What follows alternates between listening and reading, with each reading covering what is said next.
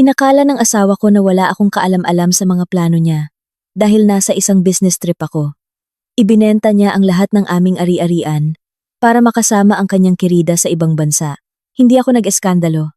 Isang maliit na hakbang lang ang ginawa ko. At pareho silang naipit sa immigration. Hapon ng araw na iyon, lumapag ang huling flight mula Davao sa NAIA. Bitbit ang mabibigat kong bagahe. Huminto ako sa harap ng aming pintuan. Itinapat ko ang aking hintuturo sa smart fingerprint lock. Beep, beep, beep, beep. Isang pulang ilaw ang kumislap sa screen. Hudyat ng error. Bahagya akong napakunot noo. Pinunasan ang daliri sa aking damit. Iniisip na baka dahil lang sa pawis kaya hindi mabasa ng sensor. Sinubukan ko ulit. Beep, beep, beep. Ganoon pa rin ang malamig na tunog ng pagkabigo. Napabulong ako sa sarili. Baka paubos na ang baterya nito o may sira na. Kailangan kong sabihan si Paulo na tumawag ng technician. Hinalungkat ko ang aking bag at inilabas ang spare na susi. Ngunit sa aking pagtataka, nang ipasok ko ang susi sa seradura, hindi ito magkasya.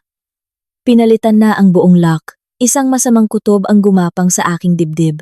Kinuha ko ang aking telepono at tinawagan si Paulo.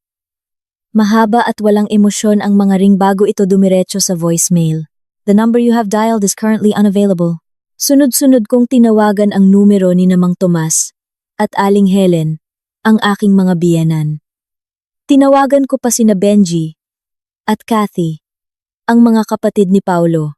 Nakapagtataka, lahat ng 5 numero ng mga taong kasama ko sa isang bubong ay sabay-sabay na hindi makontak. Nagsimula ng mamuo ang kaba. Imposible namang nag-abroad silang lahat. At sabay-sabay na naubusan ng baterya o signal, hindi ba? At walang nagsabi sa akin ni isang salita, hindi na ako makapaghintay.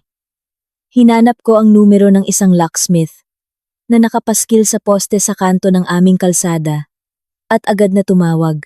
Pagkalipas ng 1 oras, pagod na pagod at basang-basa ng pawis ang locksmith sa pagbabarena at pagwasak sa pinto. Ma'am, high-end anti-theft lock po itong bahay ninyo. Pinakabagong modelo. Mukhang bago lang pinalitan. Paliwanag ng pawis ang locksmith. Kinailangan ko pong sirain ang buong mekanismo para mabuksan. Sige po, heto po ang bayad. Maraming salamat, sabi ko. At inabutan siya ng 2,000 piso bago itinulak ang pinto. Bumukas ang mabigat na pinto. Sa halip na ang pamilyar at maaliwalas na pakiramdam ng isang tahanan, isang malamig at maalikabok na hangin ang sumalubong sa akin. Kinapa ko ang switch ng ilaw, ngunit walang bumbilyang umilaw. Siguro'y ibinaba nila ang main circuit breaker. Hinawi ko ang makapal na kortina para pumasok ang liwanag ng hapon. At ang tanawin sa aking harapan, ang nagpanginig sa aking buong katawan. Ang mamahaling handbag na hawak ko ay bumagsak sa walang lamang sahig. Ang malawak at marangyakong mansyon sa Alabang ay hubad na hubad, hindi dahil sa gulo ng isang nakawan, kundi sa isang planado at malinis na paglilipat. Wala na ang leather sofa set na inorder ko pa mula sa Italia. Wala na ang mamahaling home theater system kung saan laging naglalaro si Paulo ng video games. Natataranta akong tumakbo sa kusina, ang refrigerator ay walang laman. At wala na rin ang aming Nara dining set.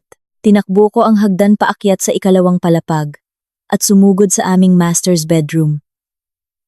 Galit na galit akong tumakbo sa sulok kung saan ko itinago ang aking vault. Ang halos 100 kilogram na vault na naglalaman ng mga titulo ng lupa, mga kontrata sa negosyo, at lahat ng aking alahas ay naglaho na rin na parang bula. Ngunit ang pinakamasakit sa lahat, ang nagpadurog sa aking puso, ay nang tumakbo ako sa maliit na silid-dasalan, ang detalyadong inukit na altar, ang kaisa-isang pamana ng aking mga magulang mula sa probinsya na pinag-ipunan nila para sa aking housewarming, ay kinuha na rin. Wala silang itinira para sa akin, kahit isang piraso ng papel. Nakatayo ako sa gitna ng aking bahay na tila ninakawan ng hininga, at ang aking paghinga ay umalingaw-ngaw sa mga pader na may kapaitan. Malamig na pawis ang bumasa sa aking likod. Anong nangyayari dito?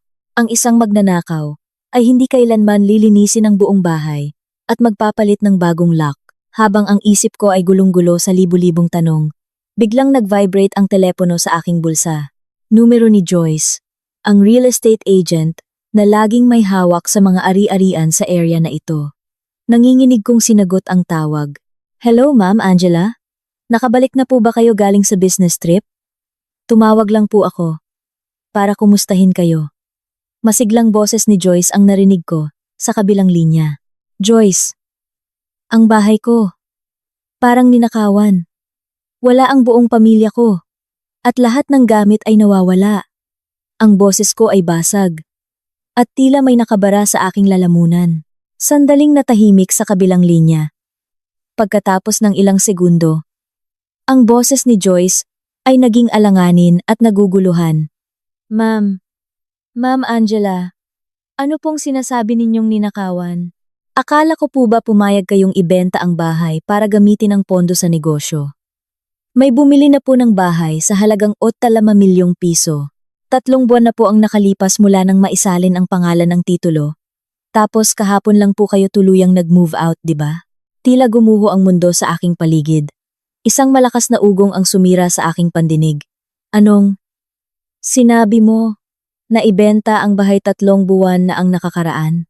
Sigaw ko. Ang boses ko ay parang bubog na nabasag sa katahimikan ng walang lamang bahay. Opo, ma'am. Si Sir Paulo po. At si Namang Tomas. At Aling Helen. Ang personal na nag-asikaso ng paglilipat. Ang akala ko po ay in-authorize nyo si Sir Paulo. Naasikasuhin ang lahat dahil abala kayo sa trabaho. Hindi ko na narinig ang mga sumunod na sinabi ni Joyce. Ang telepono ay dumulas sa aking kamay at bumagsak sa sahig na kahoy.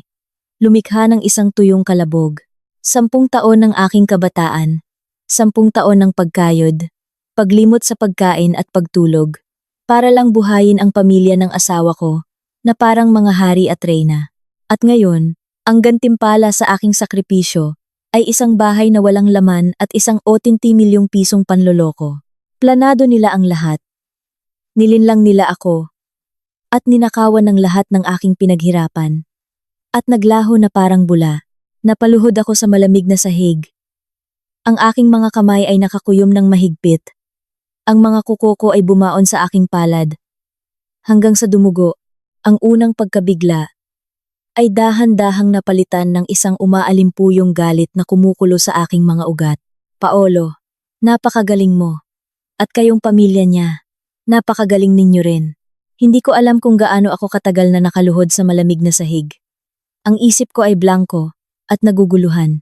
Ang mga salita ni Joyce ay umuulit-ulit sa aking tainga. Parang isang punyal na sumasaksak sa huling piraso ng aking katinuan. Naibenta ang bahay 3 buwan na ang nakakaraan. At itinayming ang paglilinis ng lahat habang wala ako. Nanghihina akong kumapit sa pader para tumayo. Ang aking mga binti ay nanginginig habang naglakad ako ng walang direksyon sa loob ng kwarto, na ngayon ay 4 na puting pader na lang. Biglang napako ang tingin ko sa isang sulok. Sa mismong lugar kung saan dating nakalagay ang vault. Sa ilalim ng manipis na alikabok, isang dilaw na sticky note ang nakadikit sa may skirting board. Sumugod ako at hinablot ang papel. Ang pamilyar na sulat kamay ni Paulo ay lumitaw. Bawat salita ay parang karayom na tumutusok sa aking mga mata. Salamat sa 80 million peso mansion at sa nakaraang 10 taon. Ang isang malakas, matalino, at independent na babaeng tulad mo, ay siguradong hindi na kailangan ng isang palamuting asawa, na tulad ko. Hahanapin namin ang aming bagong buhay, kung saan ako ang tunay na lalaki. Huwag mo na kaming subukang hanapin. Naibenta na ang bahay, at wala na rin ang pera. Enjoy your work. Nakatitig ako sa papel. Walang luhang pumapatak, ngunit ang aking dibdib ay sobrang sikip. Halos hindi ako makahinga. 10 taon. 10 taon akong nagtrabaho mula sa pagiging isang sales agent na naglilibot sa buong bansa hanggang sa maging isang supply chain director. Nagtipid ako sa lahat ng bagay para makabili ng bahay, ng sasakyan, para alagaan ang kanyang pamilya, bawat pagkain, bawat bitamina. At ngayon, ang tawag niya sa sakripisyong iyon ay isang independent na babae na hindi kailangan ng asawa at walang hiya niyang ninakaw ang lahat. Kinagat ko ang aking labi hanggang sa magdugo, pinilit ang sarili na maging matino. Nanginginig kong kinuha ang telepono at binuksan ang security camera management app, mga hayop. Pinutol ni Paulo ang koneksyon ng main camera system ng bahay.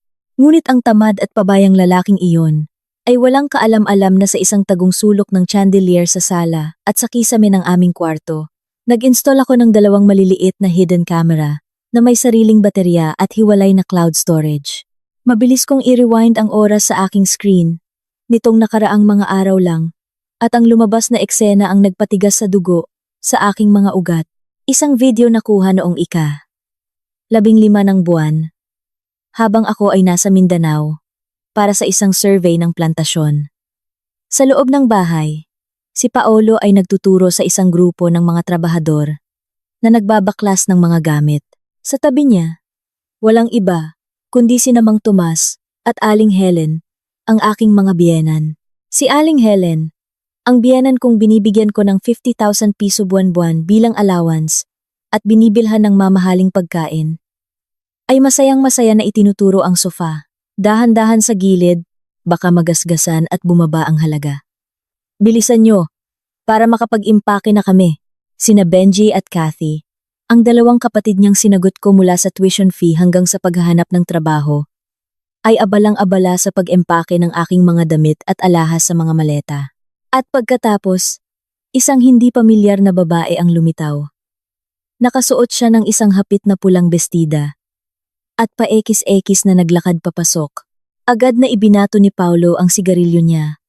Tumakbo para yakapin ang babae sa baywang at hinalikan ito ng malakas sa harap mismo ng kanyang buong pamilya. Si Aling Helen, imbes na magalit, ay ngumiti pa ng malapad at itinulak ang isang kahon ng aking mga alahas sa babae. Ito, bihira namang gamitin niya ni Angela. Jasmine, tingnan mo kung may magustuhan ka. So, ganito pala. Ang buong pamilya na kinupkop ko at minahal ng buong puso ay nagsabuatan kasama ang isang kerida para lokohin ako at nakawan ng lahat ng aking ari-arian. Isang perpekto at malupit na palabas. Kinabukasan, nakaupo ako kaharap si Attorney Reyes, ang legal counsel ng aking kumpanya, sa kanyang opisina. Kalma lang, Angela. Ikwento mo sa akin ang lahat ng detalyado, sabi ni Attorney Reyes. Kumunot ang noo habang pinapanood ang video na ibinigay ko. Attorney, ang bahay na iyon ay nakapangalan sa akin. Ito ay premarital property ko.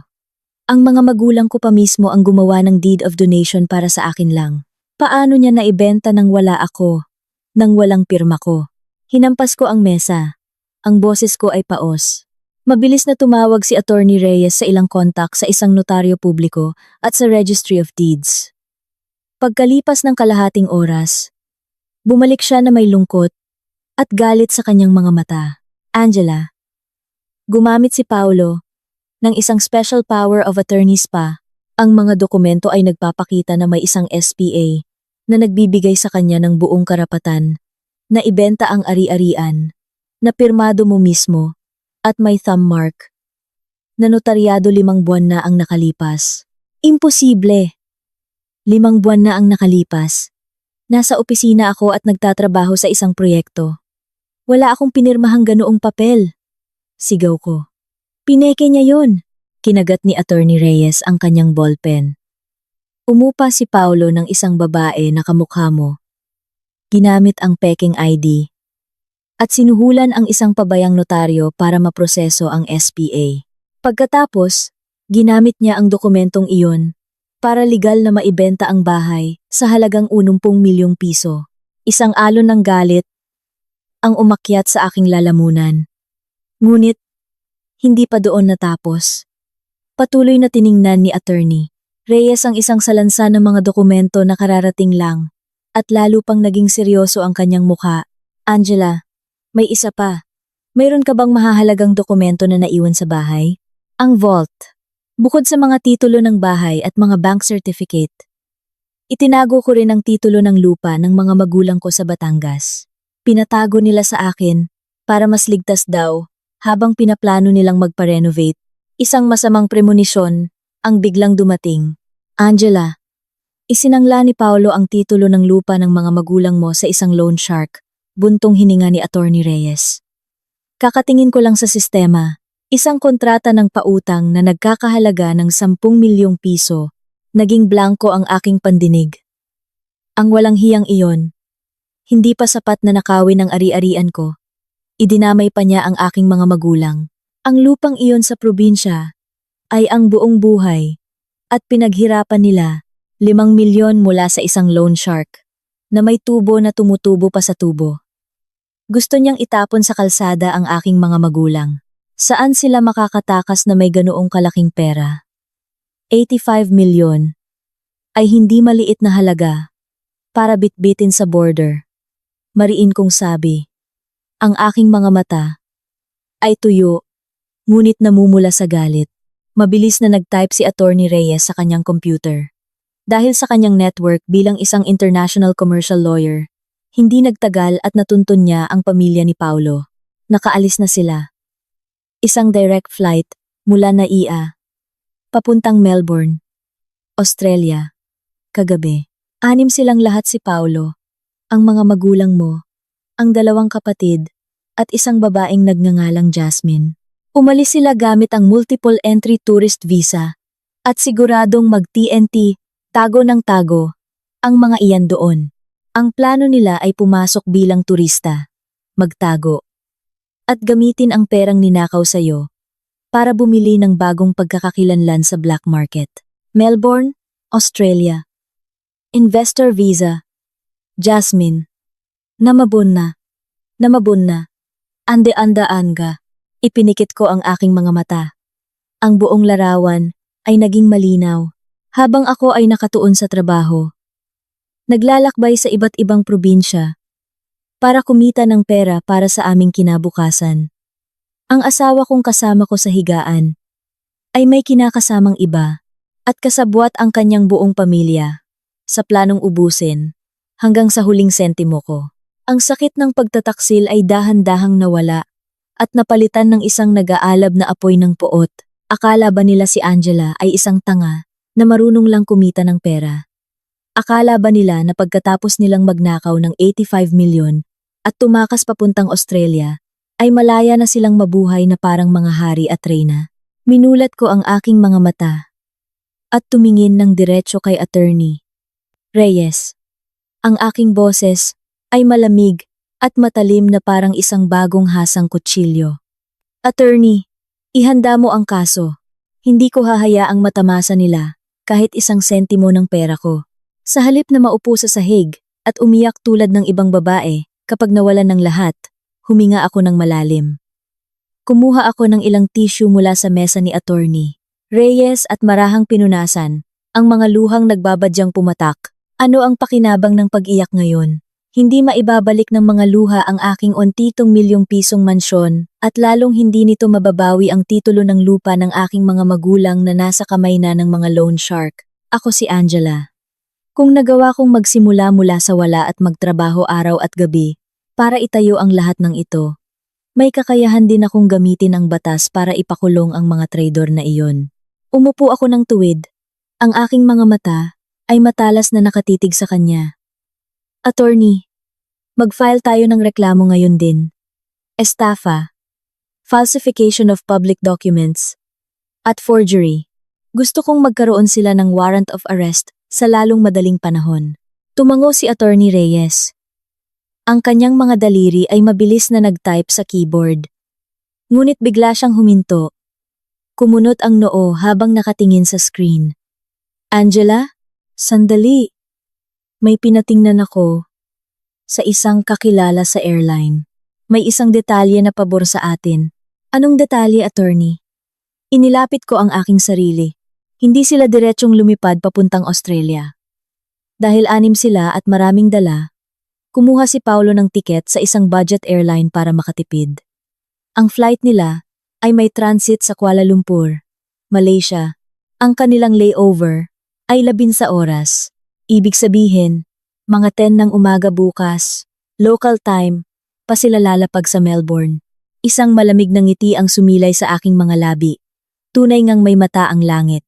Ang pagiging kuripot At makasarili ni Paulo ang magiging dahilan ng kanyang pagbagsak. Magaling. May oras pa tayo, determinado kong sabi, habang tumatayo. Handa na ba ang mga dokumento? Pumunta na tayo sa NBI ngayon din. Sa National Bureau of Investigation. Isinalaysay ko ang buong pangyayari. Nang malinaw. At walang pagkakamali. Ibinigay ko ang video mula sa hidden camera, ang mga kopya ng peking kontrata, at ang mga bank statement na nagpapakita ng mga kahina-hinalang transaksyon. Seryoso ang mukha ng investigador habang tinitingnan ang mga papeles. Ma'am Angela, sa halagang halos 85 milyong piso, ito ay isang kaso ng large-scale estafa at syndicated estafa. Ang pag-upa ng impostor para sa notaryo ay nagpapakita ng organisadong krimen. Agad naming aaksyonan ito at makikipag-ugnayan sa Bureau of Immigration. Naiintindihan ko po. Pero nakaalis na sila ng bansa at malapit nang lumapag sa Australia. Natatakot ako na habang pinoproseso ang mga papeles dito, nailipat na nila ang pera. Hihingi po ako ng pahintulot na ako na mismo ang pumunta doon para makipag-ugnayan sa pagpigil sa kanila. Paglabas ko ng NBI, tirik na ang araw sa Maynila. Agad kong kinuha ang telepono at tinawagan ng isang numero na nakasave bilang David ABF. Si David ay dati kong kaklase sa kolehiyo, isang matalino at alistong tao. Nakatira na siya ngayon sa Australia at isa ng mataas na opisyal sa Australian Border Force, ABF, na direktang namamahala sa seguridad. Sa Melbourne Airport, pagkatapos ng 3 ring, may sumagot. Hello, David speaking. Angela? Wow! Ang tagal nang hindi tumatawag ang agricultural tycoon. Kalmado ang boses ni David. David, hindi ako nagbibiro. Kailangan ko ng tulong mo. Isang napaka-urgent na bagay tungkol sa immigration security at white-collar crime. Direkta kong sabi. Ang boses ko ay matigas. Natahimik ang kabilang linya at agad na naging seryoso. Go ahead. Anong nangyari? Ang asawa ko, si Paulo, kasama ang kanyang pamilya at kerida, ay papunta na sa Australia gamit ang tourist visa para mag-TNT tago ng tago. Ang flight nila mula Kuala Lumpur ay lalapag sa Melbourne bukas ng 10 a.m. Lahat ng financial documents na ginamit niya ay peke. Ang 80 milyong piso na ipinakita niya ay ninakaw mula sa akin sa pamamagitan ng pagpeke ng pirma ko sa pagbebenta ng bahay. Huminto ako para bigyan si David ng oras na iproseso ang impormasyon. Nakapag-file na ako ng kaso dito sa Pilipinas. Pero siguradong may dala silang malaking halaga ng cash na hindi idineklara o idinaan sa mga underground channel. Kailangan kong pigilan mo. Sila mismo sa customs. Narinig ko ang pag-type ni David sa keyboard. Ang kanyang boses ay naging malamig. Pamemeke ng financial documents at paggamit ng illegal na pondo para maging TNT at bumili ng identity, iyan ay isang napakaseryosong krimen sa ilalim ng batas ng Australia. Kapag napatunayan, hindi lang kakanselahin ang visa nila, kundi haharap din sila sa lifetime ban at posibleng pag-embargo ng lahat ng kanilang ari-arian. Iskan mo at i-email sa akin ang police report at lahat ng ebidensya. Ilalagay ko ang 6 na pangalan na ito sa aming special watchlist. Isasend ko agad. Salamat David. Mag-ingat ka. Angela. Bukas, personal kong pangungunahan ang security team at K9 unit para salubungin sila sa Red Lane. Maraming galing sa Pilipinas ang nagtatangkang magtago ng cash sa checked-in luggage. Nakahinga ako ng maluwag. Isang pakiramdam ng kasiyahan ang nagsimulang gumapang sa aking dibdib. Salamat David. Pero ayokong maghintay lang dito. Gusto kong makita mismo kung paano sila mapaparusahan. Bumaling ako kay Attorney Reyes. Attorney, i-book mo ako sa pinakamaagang business class flight papuntang Melbourne ngayong gabi kahit magkano pa. Nagulat si Attorney Reyes. Angela, nababaliw ka na ba? Anong gagawin mo doon? Wala kang karapatang arestuhin sila. Hayaan mong ang Australian Customs at ang pulisya ng Pilipinas ang gumawa ng trabaho nila. Hindi ako baliw, attorney. Ngumiti ako. Isang ngiti na sobrang lamig na kahit si Attorney Reyes ay kinilabutan. 10 taon akong nagtrabaho para buhayin sila na parang mga royalty. At sa huli, itinuring nila ako na parang basahan. Sa pagkakataong ito, personal akong pupunta sa Melbourne Airport para maghatid sa kanila. Ang pekeng SPA na iyon, ipapakain ko kay Paolo ng buo. Dumaan ako sa bahay ng aking mga magulang. Hindi ko sinabi ang buong katotohanan para hindi sila ma-shock. Sinabi ko lang na may problema kami sa pera. Pinakiusapan ko si inay na ilak ang mga pinto at pansamantalang tumira sa bahay ng tita ko. Isinumpa ko sa langit at lupa. Babawiin ko ang kanilang titulo. 10 PM sa Naya International Terminal. Dumaan ako sa security na may malamig at kalmadong tindig. Hindi na ako ang mapagkumbabang manugang na nagsusuot ng simpleng damit para makatipid. Ngayong gabi, nakasuot ako ng isang itim na designer suit na nagpapatingkad sa aking kapangyarihan. Ang buhok ko ay nakatali ng maayos. At ang aking mga labi ay may matingkad na pulang lipstick. Habang umaangat ang eroplano, sumandal ako sa malambot na upuan ng business class. Uminom ng isang baso ng red wine at tumingin sa madilim na ulap sa labas. Paolo, akala mo ba na sa pagtakbo mo sa kabilang panig ng mundo, dala ang pera ko, kasama ang iyong kabit at pamilya, ay magkakaroon ka na ng payapang buhay? Nagkakamali ka. Ang iyong pagtataksil ay gumising sa isang demonyo sa loob ko. Ang laro ay nagsisimula pa lang. At si Angela, ako, ang may hawak ng lahat ng baraha. 9:30 AM local time. Nakatayo ako sa loob ng underground security monitoring room ng Melbourne International Airport. Ang malawak na silid ay puno ng mga screen na nagpapakita ng live feed mula sa bawat sulok ng terminal. Si David, na nakasuot ng kanyang ABF officer uniform, ay nag-abot sa akin ng isang tasa ng mainit na kape. Ang flight mula Kuala Lumpur ay kalalapag lang 10 minuto na ang nakalipas. Ang mga pasahero ay nasa immigration lane B. Nag-set up na ako ng close-up camera at inon ang directional audio system sa lugar na iyon. Itinuro niya ang pinakamalaking screen sa gitna. Huminga ako ng malalim habang nakatutok ang aking mga mata sa screen. At pagkatapos, lumitaw sila. Nangunguna si Paolo. Tulak-tulak ang isang cart na puno ng 3 malalaking maleta. Nakasuot siya ng isang mamahaling suit. Ang kanyang buhok ay makintab sa gel. Mukhang isang matagumpay na investor. Nakakapit sa kanyang braso si Jasmine, ang kerida, na nakasuot ng isang body-hugging beige dress at matataas na takong. Sa likuran nila ay sina Aling Helen at Mang Tomas. Si Aling Helen ay nakasuot ng isang makapal na fur coat. Mahigpit na yakap ang isang malaking stripe na bag, ang uri ng murang bag na karaniwang ginagamit sa Divisoria. Sa huli ay sina Benji at Cathy, masayang nagtatawanan at kumukuha ng mga video para sa kanilang check-in. Narinig ang boses ni Aling Helen sa audio system. Ay! Ang sakit ng likod ko! Paolo, dahan-dahan lang. Hintayin mo kami. Ano bang airport to? Parang palengke sa laki. Nakakangawit maglakad. Lumingon si Paolo, mayabang na sumagot. Ma, dumikit lang kayo sa akin. Simula ngayon, first class citizens na tayo. Buhay mayaman sa Australia. Hindi na natin kailangang makita ang pagmumukha ng babaeng iyon. Paglabas natin, magrerenta tayo ng magarang sasakyan at kakain tayo ng lobster. Nagpa-cute si Jasmine at idinikit ang kanyang dibdib sa braso ni Paolo. Babe, yung promise mo na Chanel bag sa duty free ha? Sinamahan kita dito. Pinaghirapan ko rin to. Huwag kang mag-alala. Lahat ng gusto mo ibibigay ko. Ano ba naman ang pera sa akin? Tumawa si Paolo habang tinatapik ang baywang ng kerida. Nasa loob ako ng monitoring room at napatawa ako ng malakas. Isang malamig na tawa.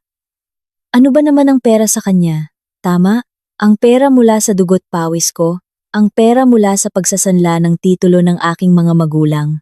Siyempre, hindi siya mauubusan. Tinapik ako ni David sa balikat. Ang aabangan mong eksena, magsisimula na. Sa screen, lumiko si Paolo papunta sa green lane, nothing to declare. Bigla, Dalawang matangkad na customs officer na may kasamang K. 9 unit ang humarang sa kanila. "Excuse me, sir. Please step this way." Itinuro ng officer ang red lane, special inspection area. Natigilan si Paulo. Ang ngiti sa kanyang mukha ay biglang naglaho. Pinilit niyang maging kalmado. Nagsasalita sa kanyang baluktot na Ingles. "No, I am investor. VIP visa. No check. We go to hotel." Hindi nagbago ang ekspresyon ng officer at inulit ang utos. Kasabay nito, sinimulan ng K. 9 na amuyin ang stripe na bag, nayakap-yakap ni Aling Helen. At tumahol ito ng malakas, dalhin ang lahat ng bagahe sa interrogation room 3. Ngayon din, isang babaeng Filipino-Australian translator ang lumitaw at isinalin ang utos. Nagsimula ang kaguluhan. Napasigaw si Aling Helen at niyakap ng mahigpit ang bag. "Diyos ko, anong gagawin nila sa atin?" "Paolo, wala naman akong dalang bawal. Konting longganisa lang at tuyo. Ma, tumahimik ka." Sigaw ni Paulo, ang noo ay nagsimulang pagpawisan. Tiningnan niya ng masama sina Benji at Cathy. "Dalhin niyo ang mga gamit sa loob. Siguro routine check lang to." Ang 6 ay dinala sa interrogation room 3. Isang puting silid na salamin kung saan lahat ng galaw ay nakikita sa aking screen. Inutusan sila ng isang officer na nagngangalang Smith na ilagay ang lahat ng bagahe sa isang mahabang bakal na mesa. Tiningnan ni Officer Smith ang pasaporte ni Paulo. "Mr. Paolo, ayon sa batas, bawat taong pumapasok sa Australia ay hindi maaaring magdala ng higit sa 10,000 Australian dollars na cash o katumbas nito nang hindi idinedeklara. Kayo ba ay may dalang cash na kailangang ideklara?" Mabilis na isinalin ng translator. Lumingon-lingon si Paulo. "Wala. Wala po. Credit card ang gamit namin. Walang cash." Tumango si Officer Smith at sinenyasan ng K. 9. Agad na nilampasan ng aso ang mga mamahaling maleta at dumiretso sa stripe na bag ni Aling Helen, tumatahol ng malakas. Sinubukang agawin ni Aling Helen ang bag, ngunit pinigilan siya ng isang security guard. "Mga gamit ko yan. Anong klase kayong mga dayuhan? Paolo, sabi mo VIP tayo. Bakit hinahayaan mong halongkatin ang gamit ni Mama?" Sigaw niya. Ama, nagsusuot ng guwantes. Binuksan ni Officer Smith ang bag. Sa loob, bukod sa ilang lumang damit, ay isang makapal na comforter na naka-vacuum pack. Kinapa niya ito at biglang naging matalas ang kanyang tingin. Walang pag-aalinlangan. Kumuha siya ng isang cutter at hiniwa ang comforter habang napupunit ang tela. Mula sa loob ng bulak, nagsimulang maglaglagan ang mga rolyo ng nylon na binalot sa itim na electrical tape. Hiniwa niya ang isang rolyo at lumabas ang mga bagong-bago at makakapal na bungkos ng $100 bills. Tila naubusan ng hangin ang buong silid. Napaluhod si Mang Tomas. Putlang-putla. Sina Benji at Cathy ay umatras. Nanlalaki ang mga mata sa takot. Si Jasmine ay nanginginig. Hindi makapagsalita. "Paolo, sabi mo idadaan mo sa underground channels. Bakit? Bakit ganito?" Sunod-sunod na hiniwa ni Officer Smith ang iba pang rolyo. Daan-daang libong dolyar ang isiniksik sa loob ng comforter para maging pocket money nila, habang ang bulto ng milyon-milyong piso ay patagong na ilipat na sa isang offshore account na naghihintay na lang i-withdraw. Mula sa screen ng aking iPad, pinanood ko silang magsisihan. "Mr. Paolo, anong paliwanag mo dito?" Mariing tanong ng translator. Nakatayo lang si Paulo. Ang kanyang mga ngipin ay nagngangalit. Sinubukan niyang magsalita, ngunit walang boses na lumalabas. Basang-basa na siya ng pawis. Hindi ko alam yan. Bagyan ng nanay ko. Siya ang nag-empake niyan. Wala akong kaalam-alam sa pera." Nang marinig ang paninisi ng anak, si Aling Helen ay napasigaw. "Hayop ka, Paulo! Ikaw ang nagsabi sa aking itago ko dyan ang pera para makatipid sa transfer fee, tapos ngayon ako ang sinisisi mo? Angela, anak, pera to sa pagbenta ng bahay mo. Wala akong alam." Nakatayo ako sa harap ng screen. Pinapanood silang magsisihan. Ang masayang pamilya na nagtaksil sa akin ay nasisira na ngayon sa harap ng batas. Ngumiti si David. Illegal currency transport, visa fraud. Sapat na ba yan para ma-deport sila pabalik sa Pilipinas? Kinuha ko ang mikropono na konektado sa speaker ng Interrogation Room 3. Ang aking mga mata ay kasing lamig ng yelo. Hindi pa sapat. Idinikit ko ang aking daliri sa on button ng mikropono at huminga ng malalim. Ang aking boses, hindi kalakasan ngunit malamig at malinaw, ay umalingaw-ngaw sa loob ng silid. Ipinagkanulo mo na ang asawa mong 10 taon mong kasama para sa 80 milyon, hindi pa ba sapat? Ngayon, ididiin mo pa ang sarili mong ina para lang makatakas, Paolo? Ang 6 na tao sa screen ay sabay-sabay na napatalon. Si Paolo ay nanlaki ang mata. Naghahanap kung saan nanggagaling ang boses. Sino yan? Boses. Boses ni. Tumawa ako ng mapait. Wala pang 24 oras na umalis ka ng bahay, nakalimutan mo na ang boses ng asawa mong bumuhay sa buong pamilya mo? O akala mo nasa Pilipinas ako, umiiyak, habang ikaw ay nagpapakasaya kasama ang kerida mo gamit ang pera ko? Angela, sigaw ni Paulo, napaluhod. Paano? Sumigaw si Mang Tomas. Angela, demonyo ka! Ikaw ang naglagay ng pera dyan para ipahamak kami, di ba? Natawa ako. Tay, ang pagiging makakalimutin ay sakit sa katandaan. Ilang araw pa lang ang nakalipas habang pinapanood ninyo ang mga trabahador na baklasin ang mga gamit ko. Kasama na ang altar na regalo ng mga magulang ko. At habang isiniksik ninyo ang pera sa comforter, nakalimutan nyo bang may mga kamera sa bahay? O gusto nyong i-play ko ang video kung saan hinahalikan ni Paolo si Jasmine sa mismong kama ko? Nagsimulang umiyak si Jasmine. Ma'am Angela, patawarin niyo po ako. Sinabi ni Paolo na hiwalay na kayo. Wala po akong alam. Hindi na napigilan ni Paolo. Gumapang siya palapit sa ilalim ng kamera, nagmamakaawa. Angela, mahal, nagkamali ako. Pakiusap. Sabihin mo sa kanila na misunderstanding lang. Ibabalik ko ang pera. Lahat. Gagawin ko lahat ng gusto mo. Huwag mo lang akong ipahamak. 10 taon tayong mag-asawa. 10 taon? Pinutol ko siya.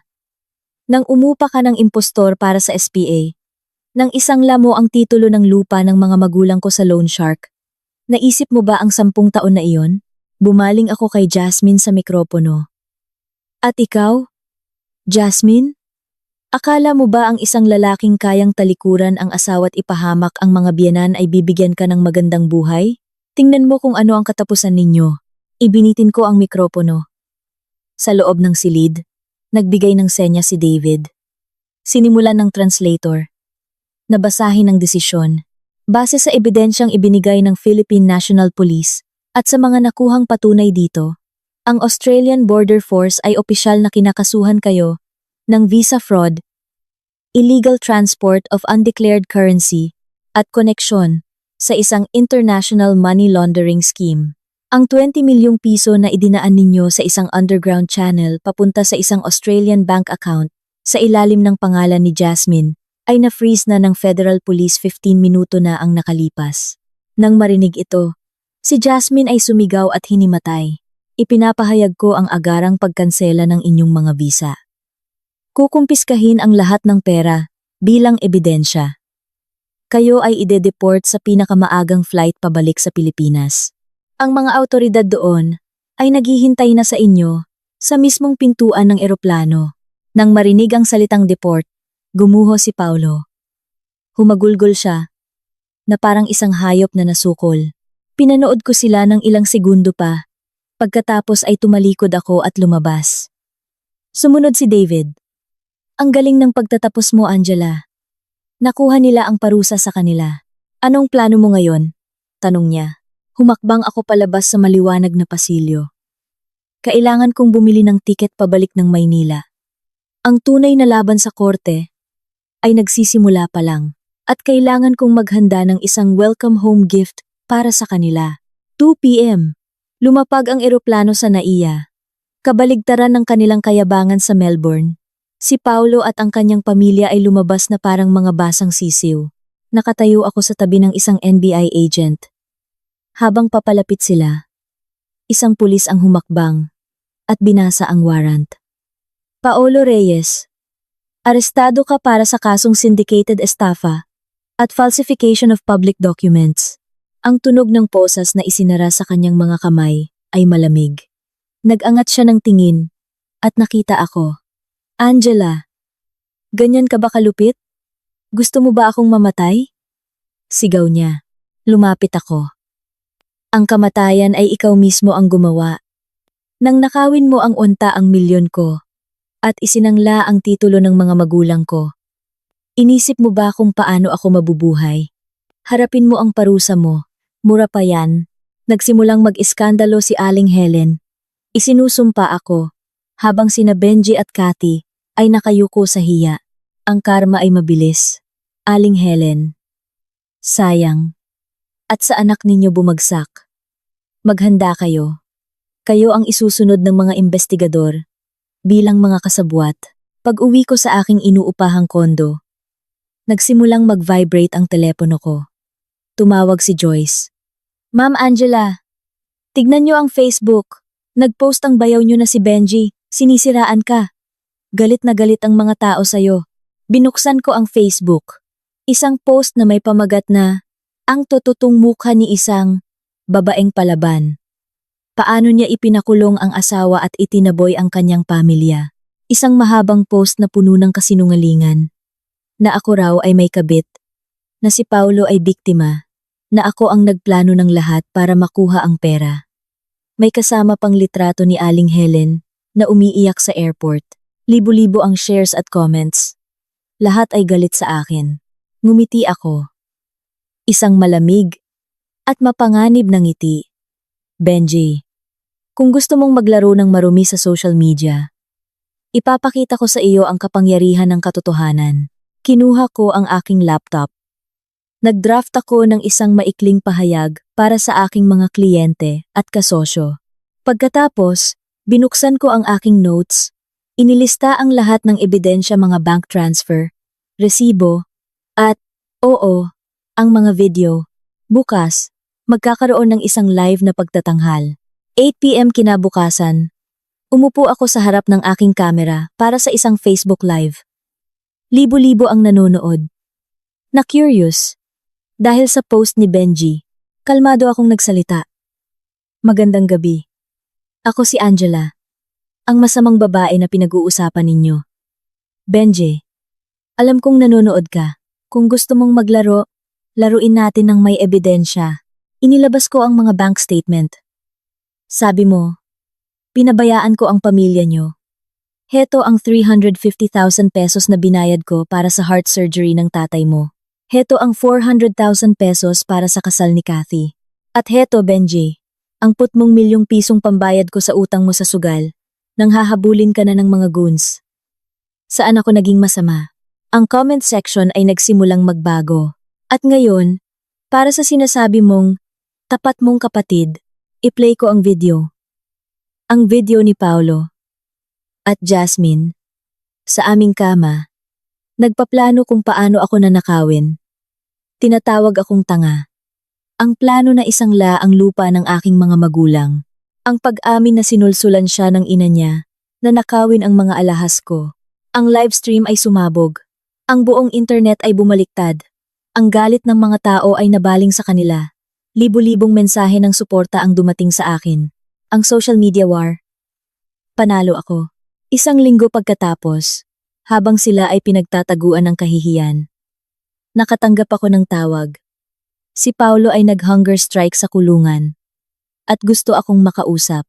Sa loob ng kulungan, sinubukan niya akong takutin. Angela, alam ko ang mga sikreto mo sa negosyo. May USB ako ng ebidensya ng agricultural smuggling mo. Yung mga container ng sibuyas at asukal na ipinasok mo, nang walang permit.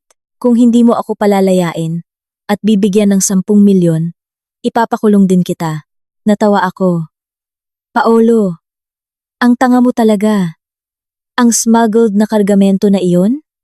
Ako mismo ang nag-report niyan sa customs dahil may problema sa papeles. Nagbayad ako ng 500,000 pisong multa at sinunog ang buong kargamento sa harap ng media. Ang USB mo ay basura. Ang bayadan sa baduong, naglubisong pusputo. Nanlumo siya, ngunit may huli akong sorpresa. Sinabi mo na kailangan mo ng tunay na lalaki na karanasan, di ba? At si Jasmine, buntis. Kaya kinuha mo ang pera ko. Para sa kinabukasan ng anak mo. Ipinakita ko sa kanya ang mga medical record. Ang baby ay 9 na linggo. Pero Paolo, noong panahong iyon, kalalabas mo lang ng ospital mula sa appendectomy at pinagbawalan kang makipagtalik ng 1 buwan. Paano ka nakabuo? At ang huling papel, isang DNA test. Inutusan kong kunan ng buhok ang dating kinakasama ni Jasmine. 99.9% match sila, Paolo.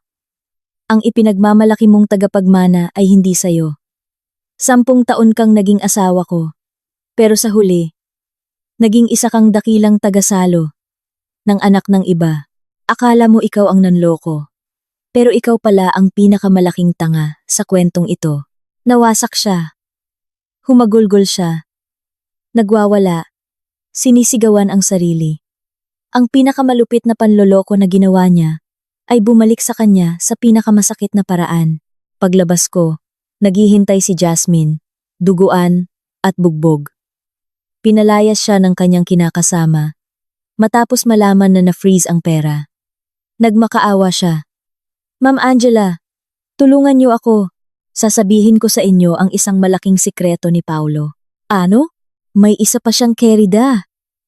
Kumuha siya ng 10 milyon mula sa pera ninyo at ibinili ng bahay sa Tagaytay ang isang babaeng nagngangalang Roxanne. Ngumiti ako. Ang walang kabusugang hayop. Kinagabihan. Nasa Tagaytay na kami ni Attorney Reyes. Kinausap namin si Roxanne. Ganoon din ang ultimatum. Ibalik ang bahay o makulong bilang kasabwat. Nanginginig siyang pumirma. Ang huling hantungan. Ang barong-barong na inuupahan ng kanyang pamilya sa isang squatters area sa Cavite. Ipinakita ko kay Benji ang kanyang pinirmahang promissory note para sa 100 milyong utang. Bayad o kukunin namin ang sasakyan mo. Walang nagawa kundi ibigay ang susi. Hinarap ko si Cathy. Ang 400,000 na pautang ko sa'yo. Sisingilin ko na sa korte. Nagmakaawa si Aling Helen. Wala na kaming lahat. Maawa ka. Tinanggal ko ang kamay niya sa aking binti. Nang ninakawan ninyo ako. Naawa ba kayo? Karma lang to. Matuto kayong magbanat ng buto. 6 na buwan ang lumipas. Araw ng paglilitis. Si Paolo ay hinatulan ng 2 taon sa bilangguan. Walang pamilya na dumalo. Paglabas ko ng korte, tumawag si Joyce. Ma'am Angela, ang bahay ninyo sa Alabang. Na-auction na. 100 milyong piso. Mas mataas ng 20 milyon. Ang bumili ay isang CEO na humahanga sa katapangan nyo. Natawa ako. Mabuti. Ihanda mo ang papeles. Uuwi muna ako sa probinsya. Nagmaneho ako papuntang Batangas. Ang titulo ng lupa ng aking mga magulang na nabawi ko ay ligtas na sa aking tabi. Pagdating ko sa bahay, isang maliit na batang babae ang sumalubong sa akin. Mama! Umuwi ka na! Niyakap ko siya ng mahigpit. Anak, namiss ka ni Mama. Siya ang anak ko sa una. 10 taong gulang na ngayon. Ang sikreto na pinilit kong itago mula sa sakim na pamilya ni Paolo mula nang pakasalan ko siya. Itinago ko siya sa probinsya para protektahan mula sa kanilang kamandag. Lahat ng perang ipinapadala ko kina inay. Buwan-buwan ay pinalabas kong sustento sa matatanda. Pero ang totoo, iyon ay para sa edukasyon at kinabukasan ng aking anak. Ang pagpapakasal kay Paolo ay isang pagkakamali, ngunit ang paglayo sa aking anak para sa kanyang kaligtasan ang pinakamatalinong desisyon na ginawa ko. Sa hapagkainan, kasama ang aking mga magulang at ang aking anak, naramdaman ko ang tunay na kapayapaan. Ang bagyo ay tapos na. Ang mga nagkasala ay nagbabayad na. At ako, wala akong nawala. Nabawi ko ang lahat. Bukas, sisikat muli ang araw. At haharapin ko ito, hindi bilang isang biktima, kundi bilang isang reyna na muling itinayo ang kanyang kaharian mula sa abo. Isang bagong simula ang naghihintay para sa aming dalawa ng aking anak.